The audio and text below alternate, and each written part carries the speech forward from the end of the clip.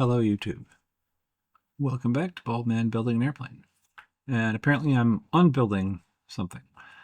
This looks like the old radio mount, which was going to be the transponder mount, and I changed it to just going to be the GTR-20 COM2 mount.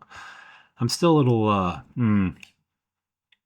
salty that I bought that radio and a month later Garmin released the GTR-205X to replace it. Whatever. Making a new mount for it.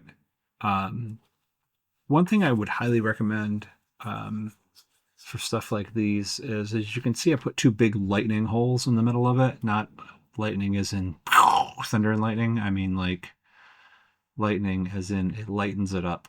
A fly cutter. Yes, fly cutter. It's like a little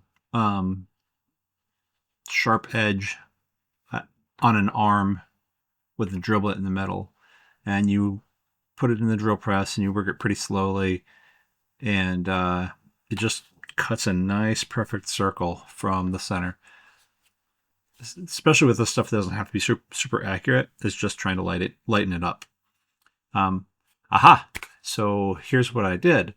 The other one, despite having the comm radio mounted to it, was a little bit flimsy, and I didn't like that. So I rebuilt it with another, I don't know, half-inch of extra metal on either side, and then bent those edges upward so that the whole thing is rigid now.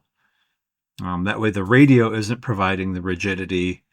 The shelf itself is providing the rigidity. And then the radio just sort of can sit on there. So yeah, remade that. Cool. Little stuff, man. Takes you forever to, like, I've probably put, now that I've rebuilt it, we got the junk one in front of the camera here, and the original one that I had made, that's 3 of the same part. I probably spent 5 hours on a stupid shelf. More than that, most likely. This is what happens when you go off plans or you know, whatever. But realistically, yeah, that was my time, 5 hours on this for the shelf. If I would have somebody else, even if you pay someone else to do your panel and your wiring harness and all that other crap, you still have to mount the remote boxes. So let's just say you're using Garmin, how you're using Avionics or Advanced Flight Systems, they still have additional boxes that need to mount outside of just what attaches to the face of the panel. And, you know, Steinair is going to charge you whatever they're going to charge you today for all the components and the wiring and the diagram, and that's great. They do a really good job. I don't fault anyone for using their services for that stuff. But again, they're going to send you a box full of stuff and a harness that has certain lengths to it, and you're going to have to work with them to say, like, well, I want to mount this here. Well, maybe even before you get the harness, to say, like, well, I'm going to mount this here, and they'll give you that much length on the harness. And then you're going to have to de-pin things, and then you're going to have to repin things.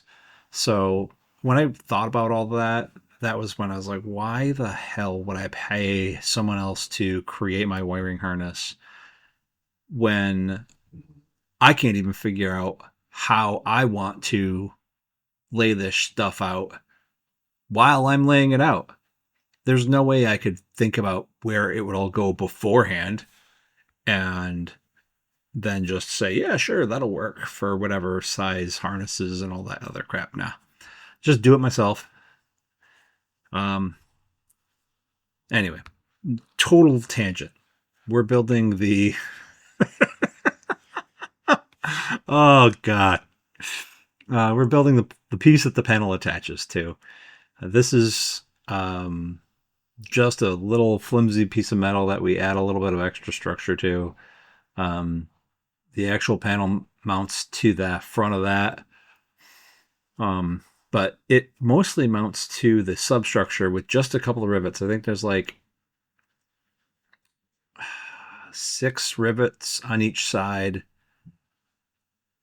four of which are part of nut plates.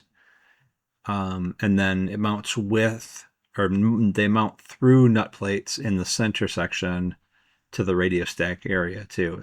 It's very lightly mounted to the entire rest of the plane. But at the end of the day, it's pretty darn rigid. So yeah, that wraps up this area here. In the next one, I believe we're going to go back to more avionics shelving or like sub-panel mounting systems and things like that. No. Canopy release. See you later.